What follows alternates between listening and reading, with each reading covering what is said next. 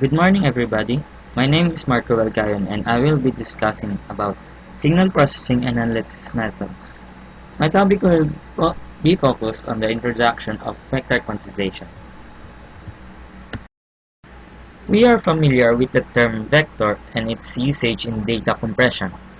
Vector quantization is a classical quantization technique from signal processing that allows the model of probability density functions by distributing of prototype vectors. Like I said, it was originally used for data compression. It works by dividing a large set of points into groups, having approximately the same number of points closest to them. Uh, To, to illustrate how vector quantization works, here is an example of how it works in a one dimension. Vector quantization is nothing more than an approximator.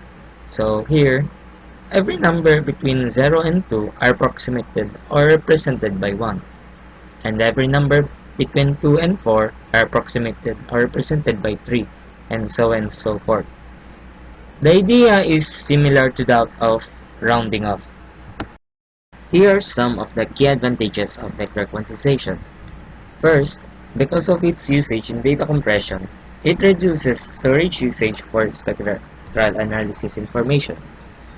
Next is, it reduces computation for determining similarity of spectral analysis vectors as the data are compressed into smaller space and go on faster with the task. Lastly, it gives individual separated and distinct representation of speech sounds. On the other side, there is also disadvantages of this. An inherent spectral distortion in representing the actual analysis vector. Here, as the size of the codebook increases, the size of the quantization error decreases. However, with the finite codebook, there will always be some non-zero level of quantization error. Next is the storage required for codebook vectors is often non-trivial. The larger we make the codebook, the more storage it requires for the codebook entries. Note, if you don't know what a codebook is a type of document used for gathering and storing codes. Elements of the vector quantization implementation. To build a vector quantization codebook and implement its analysis procedure, we need the following. First is a large set of spectral analysis vectors which form a training set. A training set is used to create an optimal set of codebook vectors for representing the spectral variability observed in the other training set. Second, a measure of similarity or distance between a pair of spectral analysis vectors. It is so as to be able to cluster the training set vectors as well to classify arbitrary spectral vectors into unique codebook entries. Third is a centroid computation procedure. Fourth, a classification procedure for arbitrary speech spectral analysis vectors that chooses the codebook vectors closest to the input vectors and uses the codebook index as the resulting spectral representation. I know this part is kinda hard to understand, especially that this was discussed on a video, but you can always refer to the references for the full explanation.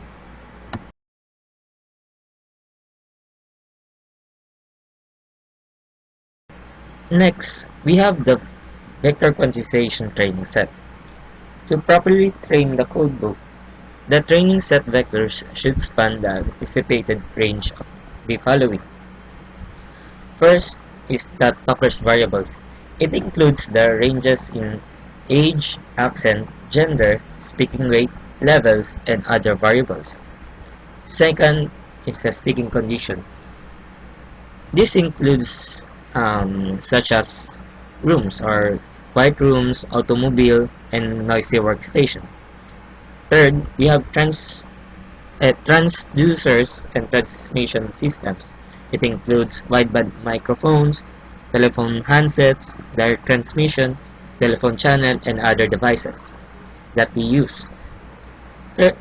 Fourth, is speech units. This includes specific recognition vocabularies and conversational speech.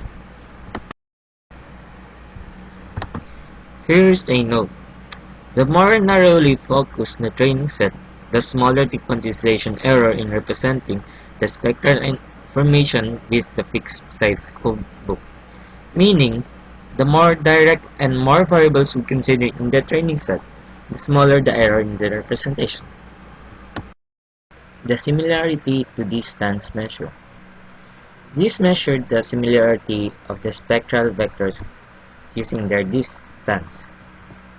The spectral distance measure for comparing spectral vectors, which I call the initial vector and the target vector, is in the form where distance is equals to 0 if the initial vector is equal to the target vector and greater than 0 if otherwise. Next, we have the clustering of training vectors.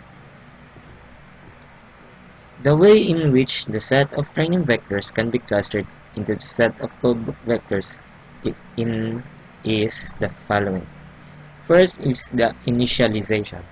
It arbitrarily chooses a vector as the initial set of the code words in the codebook. Second, we have the nearest neighbor search. Here we can use the formula we had before, which is the spectral distance. For each training vector, find the code word in the current codebook that is closest using the spectral distance and assign that vector to the corresponding cell. Third, we have centered update. It updates a code word in each cell using the centroid of the training vectors assigned to that cell. Fourth is the iteration. Here, it repeats steps 2 and 3 until the average distance falls below the present threshold.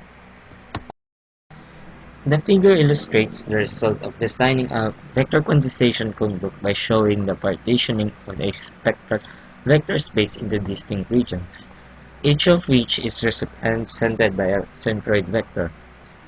In the left image, we can see that the centroid is represented by X, and in the right we can see it as a dot. It has been shown that it is advantageous to design a specific number vector codebook in stages. Here is an example.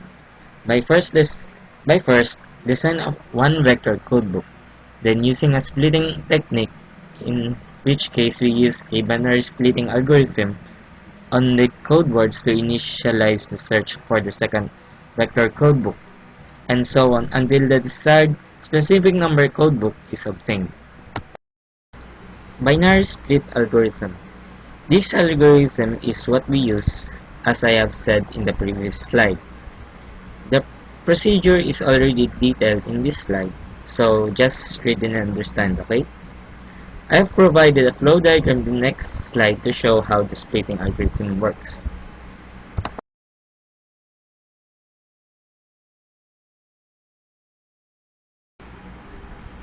Vector classification procedure. The classification procedure of arbitrary spectral vectors is basically a full search through the codebook to find the best match. Thus, if we denote the codebook vectors of the M-vector codebook as y sub m, where where m is greater than or less than 1 and m is less than or equal to the big M, and we denote the spectral vector to be classified as V, then the index of M prime of the best codebook entry is in the given form.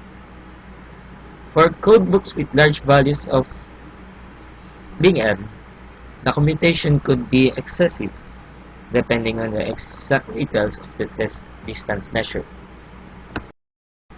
Extensions of vector quantization. Several straightforward extensions of the ideas of vector quantization have been proposed and studied. Here, in this slide and the next, are some of the included. Reminder: this presentation is merely an introduction of vector quantization and how it relates to the signal processing and analysis methods.